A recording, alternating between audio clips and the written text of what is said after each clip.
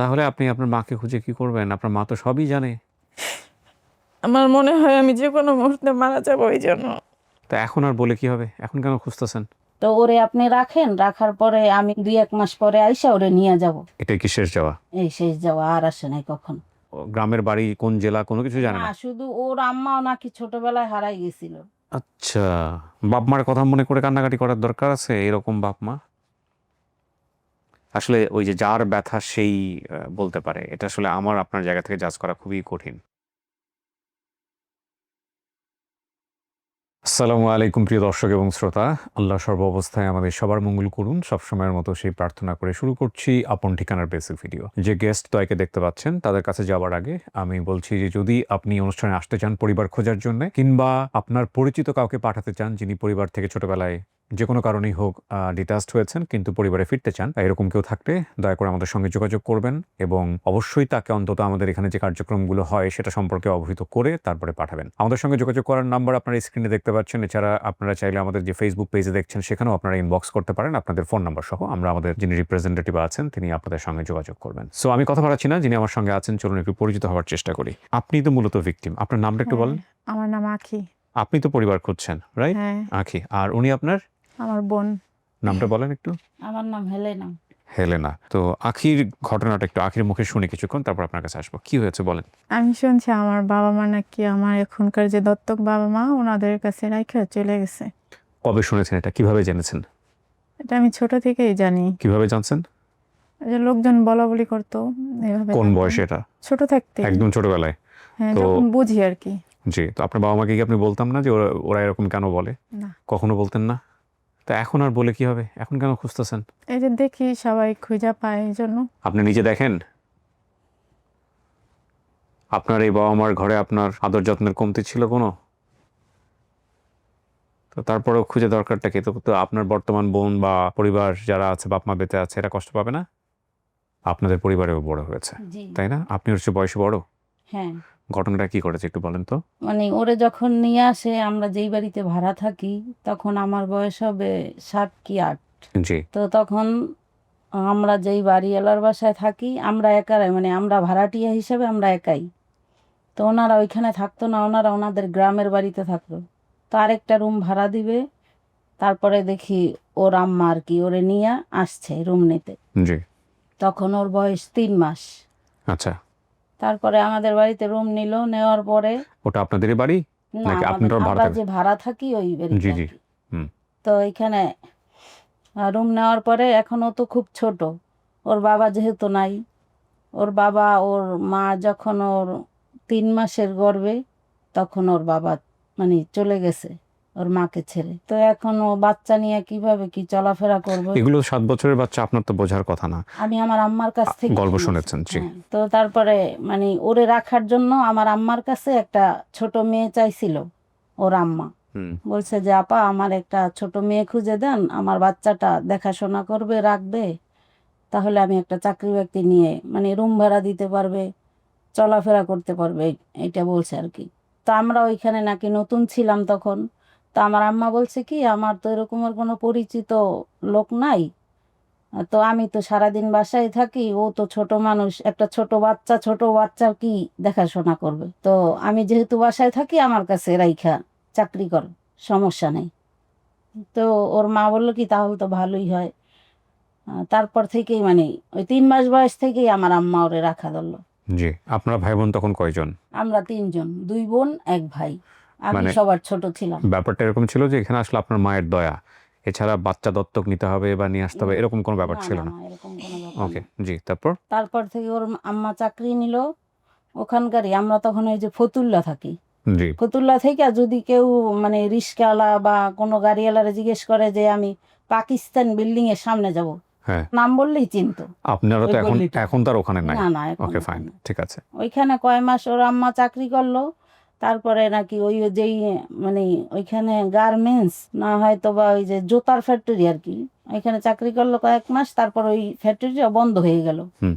বন্ধ হয়ে যাওয়ার পরে ওর আম্মা বলতেছে যে আমার আম্মাকে যে আপা এখন তো ইয়াটা বন্ধ হয়ে গেছে, আমি আবার চিটাগাং যাব চাকরি করতে। তো ওরে আপনি রাখেন, রাখার পরে আমি ওইখানে গিয়ে একটা চাকরি নিয়ে একটা রুম ভাড়া নিয়ে 2-1 মাস পরে আইসা ওরে নিয়ে যাব। আশেপাশের মানুষ বলে যে মেয়ে রাইখা গেলে আর আসবো না, করবো না। এটা শোনার পরে আমার আম্মা বলছে কি, তোমার মেয়ে তুমি নিয়ে যাও। ওর আম্মা বলছে যে আপা আমি এখন নিয়ে গিয়া কোন জায়গায় উঠবো, কার কাছে রাখবো, একটা তো চাকরিও খুঁজতে হবে। জি। আমি বাসাটা নেই, তারপরে আমি আইসা নিয়ে যাব।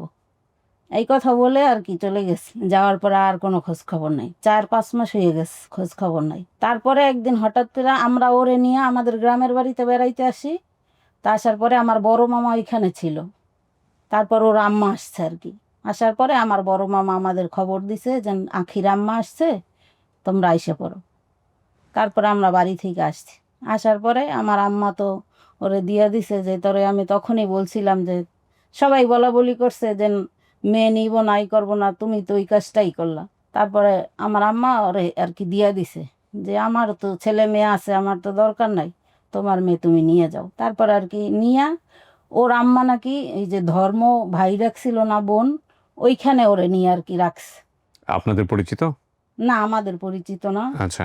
মানে ওর আম্মা বলছে আর কি আমার আম্মার কাছে যে আমার ধর্ম বোন আছে, ওইখানে নিয়ে আর কি রাখবো। বোনের হাজবেন্ডের নাম হচ্ছে সিদ্দিক ড্রাইভার। হ্যাঁ, সিদ্দিক ড্রাইভার। আর ওর একটা বাচ্চা ছিল, মানে ওনার বোনের, ওই মেয়েটার নাম জ্যোতি। জ্যোতি, মনে আছে, জ্যোতি। তারপরে ওইখানে নিয়ে মানে একদিন রাখছে। তো ও তখন ছোট, তো মানে অল্প অল্প কথা আর কি বলতে পারে। তো ওরে দিয়ে দিয়েছে। পরে ধরেন আজকে বিকালে নিয়ে দিয়ে আসছি, কালকে দুপুর 12টার দিকে আইসা আবার আমার আম্মা বাসায় কান্না করতেছে। তা আমার বলতেছে কি, তুমি যাইয়ে দেখো, যদি আখি কান্না করে তাইলে আবার আঙ্গ বাসায় নিয়ে আইস। তা আমি গেলাম। তারপরে ওর আম্মা আমার বলতেছে কি, দেখ এই যে ও আসার পর থেকে কিছু খায় না, শুধু কান্নাই করে। শুধু বলতেছে কি আমি মা যাব, বই নাই যাব, এটা বলতেছে, আর কিছু খায় না। নিয়ে যা তো বাসায়, আমি আবার পরে গিয়ে নিয়ে আসবো না। তা আমি আবার আমার সাথে করে নিয়ে আসছি। আমি নিয়ে আসার পরে আমার আম্মা যে খাওয়া দাওয়া করাই, ঘুম পাড়াই রাখছে। রাখার পরে আবার সন্ধ্যার পরে ওর আম্মা এসে আবার ওই বাসায় নিয়ে গেছে, যে এখানে রাখবো আর কি। তো তারপরে নাকি 1 দিন না 2 দিন ছিল ওইখানে, ও থাকে না। তারপর ওর আম্মাই আর কি নিজেই আইসা আমার আম্মারে বলতেছে কি, আপা আপনারে ছাড়া তো থাকতে পারবো না, আমি কোথাও নিয়ে রাখতে পারি না, ও খাওয়া দাওয়া বন্ধ করে দেয়, আপনিই রাখেন। এটা বইলা নাকি আমার আম্মার কাছে দিয়া, মানে তারপরের দিন নাকি চলে গেছে। এটা কি শেষ যাওয়া? এই শেষ যাওয়া, আর আসে নাই কখন। যখন ওকে এই শেষ দেওয়াটা দিয়ে গেল তখন ওর বয়স 2.5 বছর। 3 বছর। 3 আমার বছর। হচ্ছে 3 বছর। আপনার কিছু মনে আছে? না। মার ছবি আছে ওর? ছবি একটা ছিল অনেক আগে, তখন মানে ওর বাবা মা একসাথেই ছবি। আপনারা ওকে লালন পালন করে সমস্ত কিছু করে বড় করছেন? আমরা। হ্যাঁ, ঠিক আছে, থ্যাংক ইউ। এই দৃশ্যটা ডেফিনেটলি আমি আমার আপন ঠিকানায় রাখি সবসময়, বিকজ এই মগ হাতে দেখবেন মানেই হচ্ছে যে ব্ল্যাক কফি। মানে আমি সবসময় বলি, বাংলাদেশে যদি আমার সুযোগ থাকতো সমস্ত টি স্টলগুলোতে আমি ব্ল্যাক কফিটা মানে রাখার ব্যবস্থা করতাম। ব্ল্যাক কফি বলতে আসলে যেটাকে বোঝায় যে শুধু কফি আর পানি, কিন্তু সহজ কথা আছে। মনে করেন আমাদের যে কলিজা, এই লিভার বলা হয় ইমোশনাল অর্গান। আমরা জীবনে যা রাগ, দুঃখ, কষ্ট, অনুভূতি যত কিছু করি, এই অর্গানটা মানে আমাদের এই কলিজাটা সেটা অ্যাবজর্ব করে, সেটা মনে রাখে, মেমোরাইজ করে। এই জন্য বলছেন আল্লাহ দেখবেন যে ক্ষমা করে দাও, ক্ষমা করে দেওয়ার সঙ্গে সঙ্গে সব কিছু মানে রিল্যাক্স হয়ে যায় ওইখানে। যাই হোক, অন্য প্রসঙ্গে চলে যাচ্ছি। শর্ট করে বলে যেটা বলতে চাই, এই লিভার ভালো রাখার মহা ঔষধ হলো ব্ল্যাক কফি। এটা খাওয়ার সঙ্গে সঙ্গে লিভার আপনাকে থ্যাঙ্কস দিবে একটা। যত সম্ভব মানে বাংলাদেশে তো প্রায় মানে ম্যাক্সিমাম মানুষের ফ্যাটি লিভার। তো এটা একটু চেক করে আপনারা চাইলে এটা হ্যাবিট করতে পারেন, সর্বোচ্চ 4 কাপ দিনে। যেটা বলতে চাচ্ছিলাম সেটা হচ্ছে যে এত বছর আপনারা লালন পালন করছেন ওকে, এবং সেই লালন পালনের জায়গায় বিষয়টা আসলে দত্তকটা, বিষয়টা ওর মাইও ওকে রেখে গেছে। কিন্তু এরপরে ওর মা বাবা তো জীবনেও আসে নাই, কোনোদিনও আসে নাই। ওর মা কি কোনো ঠিকানা কিছু দিয়ে গেছে? না, ওর মা কোনো ঠিকানা দেয় নাই। তা আমার আম্মা বলছে যে আমি ওর কাছে আমাদের গ্রামের বাড়ির ঠিকানা পর্যন্ত বলে দিয়েছি, যদি ও কখনো আসে, ওর মেয়ে যদি জীবিত থাকে তাহলে আইসা যে কোনো দিন দাবি করবে, আমি দিয়ে দেবো। ওর মা জানে তার মানে আপনাদের হ্যাঁ, বাড়ির ঠিকানা? হ্যাঁ। ও তাহলে আপনি আপনার মাকে খুঁজে কি করবেন? আপনার মা তো সবই জানে। আর আপনার মা ওর বাড়ির ঠিকানা রাখেন, এটা কেমন হয়ে গেল না? না, আপনার মা কি বেঁচে আছেন? হ্যাঁ, আমার মা বেঁচে আছে। কোনো কিছুই জানে না, ক্লু? ওর মায়ের নাম কি ছিল? ওর মায়ের নাম ছিল সাজেদা। সাজেদা। ওর বাবার নাম? স্বপন। সাজেদার স্বপন। হ্যাঁ। ও গ্রামের বাড়ি কোন জেলা কোনো কিছু জানে না? না, শুধু ওর আম্মাও নাকি ছোটবেলায় হারাই গেছিল। আচ্ছা। উনি নাকি ওনার ফুপুর বাড়িতে বেড়াতে আসছিল ওর আম্মা, তখন নাকি ওইখান থেকে ছোটবেলায় হারাই গেছে। হারাই যাওয়ার পরে মানে যারা ওনারে পাইছিল, ওনারা লালন পালন করে ওনারা নাকি 6 পর্যন্ত ওনার লেখাপড়া করাইছে। আচ্ছা, ওর মায়ের গল্পে না হয় পরে যাই আমরা, মায়ের গল্পটা ইম্পর্টেন্ট না। এখানে বেশ কিছু জিনিস মনে আছে। ওর বাবার নাম সফর, ওর দাদার নাম কুদ্দুস উকিল। কুদ্দুস উকিল ওর দাদার নাম, হ্যাঁ, আপন এটা দাদার মা নাম। বলছে। আচ্ছা, আর ওর মা বাবার দেশের বাড়ি চিটাগংয়ে। তারা দুজন বিয়ে করে চিটাগংয়ে পালিয়ে এসেছিল। পরবর্তীতে তারা নারায়ণগঞ্জ থেকে ফতুল্লাতে বসবাস করতো। এখানে বলেছে ঈদের দিনে আমার বাবার কাছে তার বাড়ি থেকে একটি চিঠি আসে। চিঠিতে লেখা ছিল তার মা অসুস্থ এবং তাকে বাড়িতে যেতে বলেন।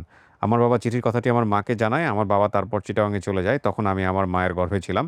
চিটাগংয়ে যাওয়ার পরে আমার বাবা আমার মায়ের সাথে কোনো যোগাযোগ করেননি আর কখনো ফিরেও আসেননি। এরপর আমার মা গার্মেন্টসে কাজ করা শুরু করেন।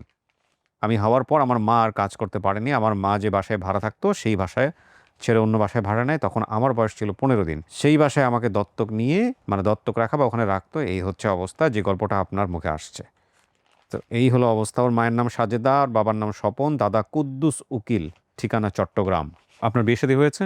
হ্যাঁ, আমার বিয়ে হয়েছে। স্বামী কি করেন আপনার? আমার স্বামী দুবাই থাকে। দুবাই থাকে। আপনার স্বামী অনুমতি আছে আপনি এরকম একটা ভিডিও হ্যাঁ, করেন? আমি ওনাকে বলছি। আমাকে অনেকেই জিজ্ঞাসা করেন যে এই জাতীয় প্রশ্ন আমি কেন জিজ্ঞেস করি, স্বামীর অনুমতি আছে কিনা নাই। স্বামীর অনুমতি আছে কিনা নাই এই এই শ্রেণীর মানুষের কাছে এটা কতটা গুরুত্বপূর্ণ, মানে সোশিও পার্সপেক্টিভ জায়গাটা থেকে, ফ্যামিলিগত জায়গা থেকে, অ্যান্ড ডেফিনেটলি রিলিজনের জায়গাটা আনলে হয়তো অনেকে মানতে চাইবেন, অনেকে মানতে চাইবেন না, সেটা তার ব্যক্তিগত বিষয়। কিন্তু ধর্মীয়ভাবেও তো এটা খুবই গুরুত্বপূর্ণ বিষয়। ঠিক আছে, পরিবার সংসারের জায়গা থেকে এটা খুবই গুরুত্বপূর্ণ বিষয়। কারণ এখানে এই যে তার যে ব্যাপারটা এক্সপোজ হচ্ছে, মানুষ জেনে যাচ্ছে, এমন হতে পারে সারা জীবন পরিবারটা পেলো না, কিন্তু তার যেই বাঁকা চোখে দেখা সমাজের যারা দেখতে চাইবে সেই জায়গার গণ্ডিটা তো অনেক বড় হয়ে গেল। আগে জানতো 10 জন মানুষ, এখন জানছে 1000 জন মানুষ। তো ডেফিনেটলি তার হাজব্যান্ড, তার গার্ডিয়ান এবং তার পারমিশনের অনেক বেশি প্রয়োজন। তো এখন ঠিক আছে, আমরা চেষ্টা করি। আপনার মাকে দেখলে চেনা যাবে, কারণ ওনার মা বেঁচে আছেন। সো ওনার মা দেখলেই বুঝতে পারবেন যেটা আপনার মা কিনা। আমার বোনও দেখছে আমার মাকে। আপনিও তো দেখলে বোধহয় চিনবেন, তাই না? হ্যাঁ, কারণ অল্প বয়স তো, ওর মার বয়স তো খুব বেশি হয় না। ওর মার প্রথম বিয়ে, প্রথম সন্তান বলতে গেলে। বাপ মার কথা মনে করে কান্নাকাটি করার দরকার আছে? এরকম বাপ মা আসলে ওই যে যার ব্যথা সেই বলতে পারে। এটা আসলে আমার আপনার জায়গা থেকে জাজ করা খুবই কঠিন। ঠিক আছে, আপনার নিজের ছেলে মেয়ে আছে? কয় ছেলে মেয়ে? একটা মেয়ে। একটা মেয়ে। ঠিক আছে, আল্লাহ ভরসা। আমরা চেষ্টা করি আখি। আমরা জানি না আপনার ভাগ্যে কি আছে, তবে আল্লাহ চাইলে সব কিছু সম্ভব। ঠিক আছে, আপনি আর কিছু বলবেন?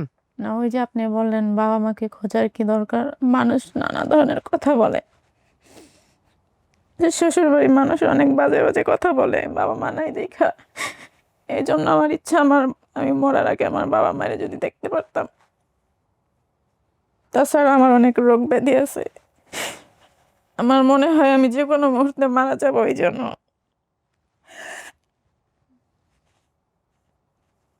তাওয়াক্কাল তো আল্লাহ। পৃথিবীতে কিছু মানুষ জন্মের পরে যেই অপরাধে তার কোনো হাত থাকে না, সেই অপরাধের প্রায়শ্চিত্ত করে জানা জীবন। মানব জীবন বড়ই বিচিত্রময়। এই গল্পগুলো দেখলে নিজের জায়গা থেকে আপনি বারবার আলহামদুলিল্লাহ বলবেন, 100 বার বলবেন। কারণ আমি জানি যারা দেখছেন তাদের মধ্যে অসংখ্য মানুষ আছেন যারা এই অবস্থার থেকে অনেক বেশি ভালো আছেন। সো প্রিয় দর্শক এবং শ্রোতা, একটা ভালো সংবাদের প্রত্যাশায় আমরা শেষ করি, কথা আর না বাড়াই। একটু চেষ্টা করেন। চেষ্টা মানে হচ্ছে একটু শেয়ার করেন। ইদানিং তো একেবারেই শেয়ার হয় না, একেবারেই হয় না বলতে গেলে। আগে এই ভিডিওর আমার মনে আছে 1 লাখ শেয়ারও ক্রস করেছিল এরকম ভিডিওর। তো ধরে নিলাম অত হবে না, অ্যাটলিস্ট 5-10 হাজার হতো, তাও হয় না। 400-500 শেয়ারও অনেক সময় হতে চায় না। তার মধ্যেই আল্লাহ কাজ করাচ্ছেন। আমি তো বলেছি একটা শেয়ার না হলেও আমি কাজ করে যাব, কেউ না দেখলেও আমি কাজ করে যাব, কারণ ইটস আ কাইন্ড অফ আমার কাছে একটা ইবাদতের মতো এই অনুষ্ঠানটা। সো আমাকে করে যেতেই হবে এবং আমি বিশ্বাস করি আল্লাহ আমাদের সাথে আছেন। শেষ করছি আজকের মতো। আসসালামু আলাইকুম।